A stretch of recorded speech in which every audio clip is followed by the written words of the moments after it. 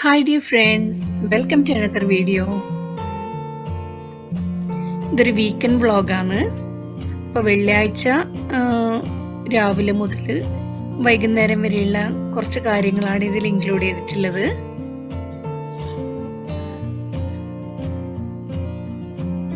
Weekend എല്ലായ്പ്പോഴും കുറച്ച് സ്പെഷ്യലായിട്ടുള്ള തന്നെയാണ്. അത് ചിലപ്പോൾ ഫുഡായാലും യാത്രകളായാലും എന്തെങ്കിലും ഒരു പ്രത്യേകത ഉണ്ടാവും. അപ്പോൾ കുറച്ച് ഹാപ്പി ആയിട്ടുള്ള ദിവസം തന്നെയാണ് എല്ലാ ഫ്രൈഡേസും.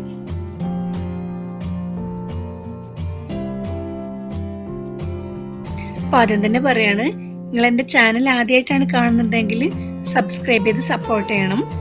വീഡിയോ ഇഷ്ടപ്പെട്ടെങ്കിൽ ലൈക്ക് ചെയ്യണം, ഫ്രണ്ട്സുമായിട്ട് ഷെയർ ചെയ്യണം, നിങ്ങളുടെ അഭിപ്രായങ്ങൾ കമൻറ്റ് ചെയ്ത് അറിയിക്കണം.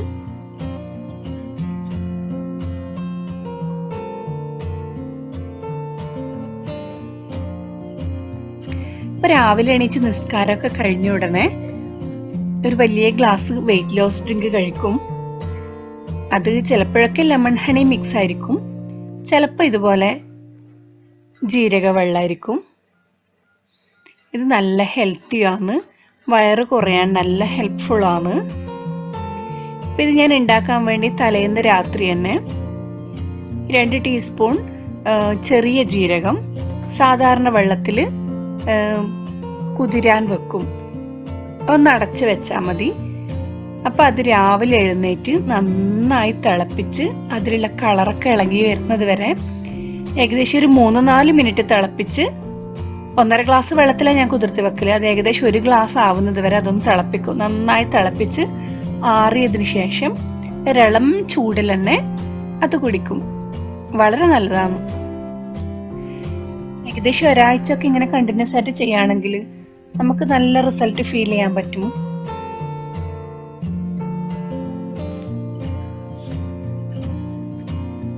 പിന്നെ മെല്ലെ കിച്ചണിലേക്ക് കയറി ചായന്റെ പരിപാടികളൊക്കെ തുടങ്ങും. പഴംപൊരി ആയിരുന്നു ഉണ്ടാക്കിയിരുന്നത്. അപ്പൊ പഴംപൊരി ഉണ്ടാക്കാൻ വേണ്ടി ഞാൻ മാവ് റെഡിയാക്കുന്നത് മൈദമാവും പിന്നെ അതിൽ കുറച്ച് കടലമാവും കൂടി ചേർക്കും.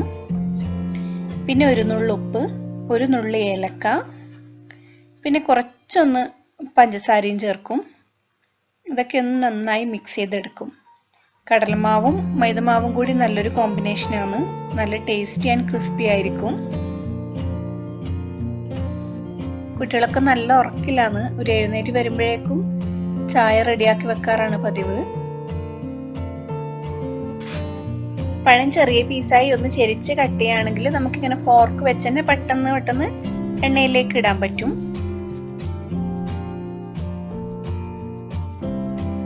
പഴംപൊരി കുറച്ചധികം തന്നെ ഉണ്ടാക്കി, കാരണം എല്ലാവരും വളരെ ലേറ്റ് ആയിട്ട് എഴുന്നേക്കുന്ന കാരണം ചായ കുടിയും ബ്രേക്ക്ഫാസ്റ്റും ഒക്കെ പഴംപൊരിയിൽ തന്നെ ഒതുക്കി.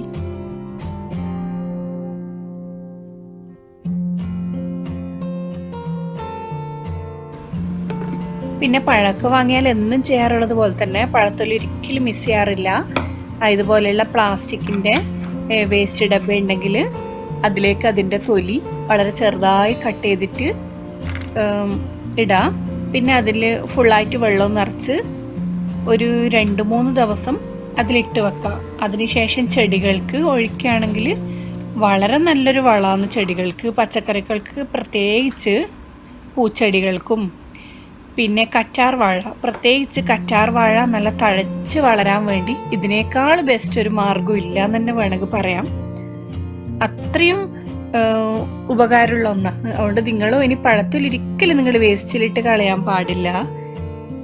ഇനി ഇങ്ങനെ ചെയ്തു വെക്കാൻ മടിയുള്ളവരാണെങ്കിൽ അറ്റ്ലീസ്റ്റ് നിങ്ങൾ അത് ചെറുതായി കട്ട് ചെയ്തിട്ട് ചെടികൾക്ക് വെറുതെ ഒന്ന് ഇട്ട് കൊടുത്താൽ തന്നെ മതി. ഇങ്ങനെ ആകുമ്പോൾ പെട്ടെന്ന് ചെടികൾക്ക് വലിച്ചെടുക്കാൻ പറ്റും.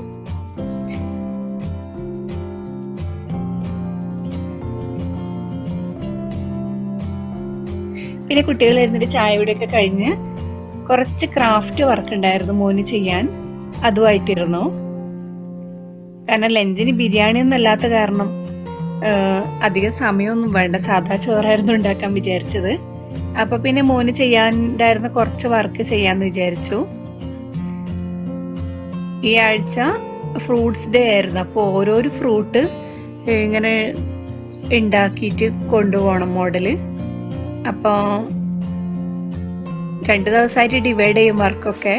വെള്ളിയും ശനിയും ലീവാണല്ലോ, അപ്പോൾ കുറച്ച് വെള്ളിയാഴ്ച ചെയ്യും, കുറച്ച് ശനിയാഴ്ച ചെയ്യും.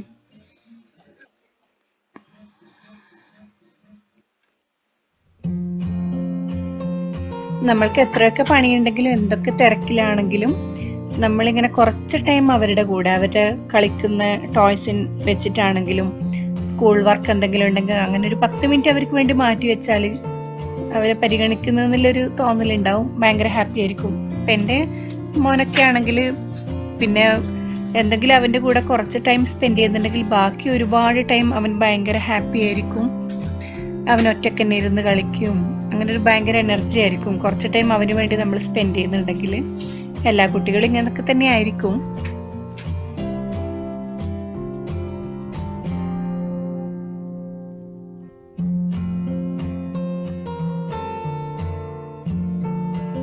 പിന്നെ ലഞ്ചിന് വേണ്ട പ്രിപ്പറേഷൻ ഒക്കെ തുടങ്ങി. പെട്ടെന്ന് ഉണ്ടാക്കാൻ പറ്റുന്ന കുറച്ച് ഐറ്റംസേ ഉണ്ടാക്കിയിരുന്നുള്ളൂ ലഞ്ചിന്.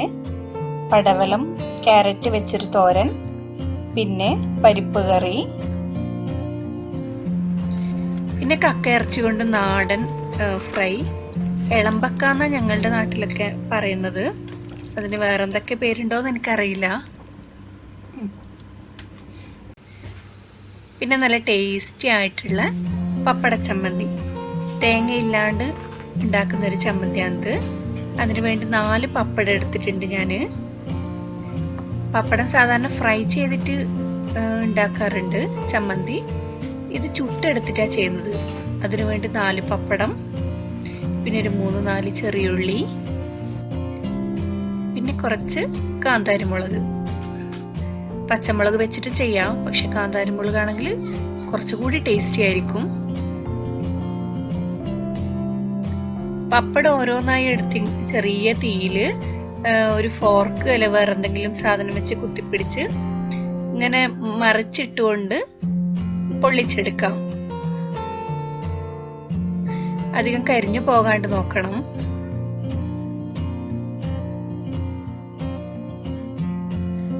പിന്നെ മിക്സിയുടെ ജാറെടുത്ത് 3-4 ചെറിയുള്ളി ഇടാം. പിന്നെ ഒരു 4-5 കാന്താരി മുളക്, അത് നമ്മുടെ എരിവിനനുസരിച്ചിട്ട് ഇട്ടാൽ മതി. അതും കൂടി ഇട്ട് ജസ്റ്റ് ഒന്ന് ക്രഷ് ചെയ്തെടുക്കാം. അധികം അരയേണ്ട ആവശ്യമില്ല. ശേഷം ഇതിലേക്ക് നമ്മൾ ചുട്ടെടുത്തിരിക്കുന്ന പപ്പടം ഓരോന്നായി പൊടിച്ച് ചേർത്ത് ഒന്ന് പൊടിച്ചെടുക്കാം. ഇപ്പൊ നമ്മളെ ടേസ്റ്റി ആയിട്ടുള്ള പപ്പട ചമ്മന്തി റെഡി ആയിട്ടുണ്ട്. ഇതിലേക്കുള്ള ഉപ്പ് നമ്മൾ പൊടിച്ചെടുത്തതിന് ശേഷം മാത്രം ചേർത്താൽ മതി. കാരണം പപ്പടത്തിലൊരു ചെറിയ ഉപ്പ് ഉണ്ടാവും. അതുകൂടി ഒന്ന് കണക്കാക്കിയിട്ട് വേണം ഉപ്പ് ചേർക്കാൻ വേണ്ടി. പിന്നെ കുറച്ച് വെളിച്ചെണ്ണയും കൂടി ചേർത്താൽ പെർഫെക്റ്റ് ആയിട്ടുള്ള പപ്പട ചമ്മന്തി റെഡിയായി.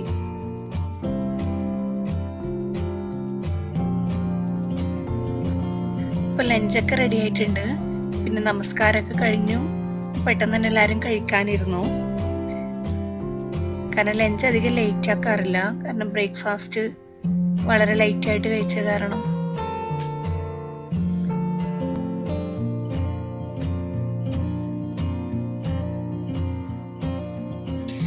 പിന്നെ ലഞ്ചൊക്കെ കഴിച്ച് അധികം ലേറ്റ് ആവാണ്ട് തന്നെ നമ്മൾ പുറത്തേക്ക് ഇറങ്ങി. ഒരു ചെറിയ ഡ്രൈവ്.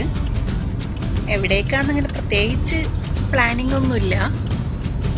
എവിടെയെങ്കിലായിട്ട് ഒന്ന് പോകണം. ഞങ്ങൾക്ക് എല്ലാവർക്കും ട്രാവലിംഗ് ഭയങ്കര ഇഷ്ടമാണ്. ഇവിടെ അങ്ങനെ ഒരുപാട് കാണാനില്ലെങ്കിലും ഉള്ള സ്ഥലങ്ങളിൽ ഓൾമോസ്റ്റ് ഞങ്ങൾ പോകാൻ ട്രൈ ചെയ്യാറുണ്ട്. അപ്പം അധികം ലേറ്റ് ആവാത്തതിനാൽ പാർക്കിലേക്കൊന്നും പോകാൻ നല്ല വെയിലായിരുന്നു. പിന്നെ മ്യൂസിയത്തിലേക്ക് പോകാൻ തീരുമാനിച്ചു. പക്ഷെ മ്യൂസിയത്തിലേക്ക് കയറാൻ പറ്റുമെന്ന് വലിയ ഉറപ്പൊന്നും ഉണ്ടായിരുന്നില്ല. കാരണം ഒരാഴ്ച മുമ്പേ ഞങ്ങൾ പോയി, അവിടെ ഭയങ്കര തിരക്കായിരുന്നു. ഞങ്ങൾ പുറത്തുനിന്ന് തന്നെ സെക്യൂരിറ്റി പറഞ്ഞു വിട്ടു. അപ്പം പിന്നെ ജസ്റ്റ് ഒന്ന് പോയി നോക്കാമെന്ന് വിചാരിച്ചു.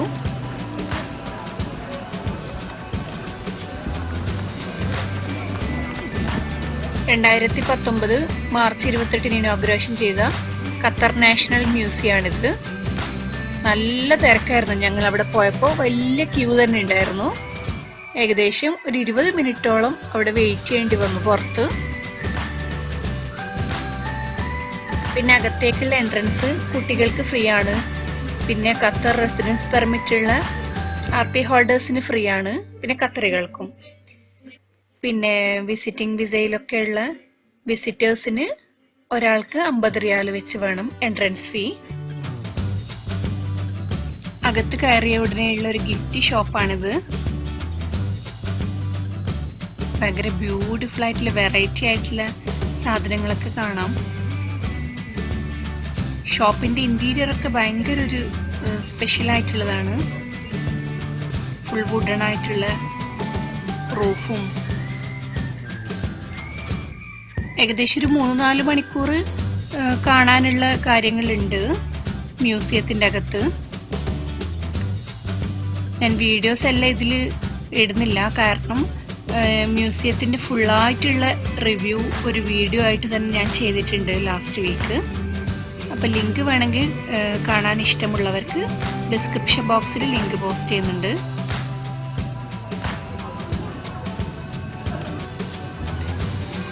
ഖത്തറിന്റെ ചരിത്രങ്ങളും പഴയ ഖത്തർ എന്തായിരുന്നു, ഇപ്പോഴുള്ള ഖത്തറിന്റെ വികസനം എല്ലാം വളരെ വിശദമായിട്ട് ആധുനികമായ എല്ലാ ഡിജിറ്റൽ സൗകര്യങ്ങളോട് കൂടി തന്നെ എല്ലാം എക്സ്പ്ലെയിൻ ചെയ്തിട്ടുണ്ട് അകത്ത്.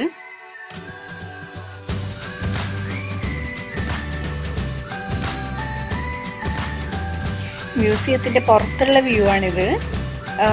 അതിന്റെ ലാസ്റ്റ് കോർണറിൽ നിന്നാൽ നമുക്ക് ശരിക്കും ആ കോർണിഷ് സൈഡ് മൊത്തം കാണാൻ പറ്റും. വളരെ ബ്യൂട്ടിഫുൾ ആയിട്ടൊരു കാഴ്ചയാണത്.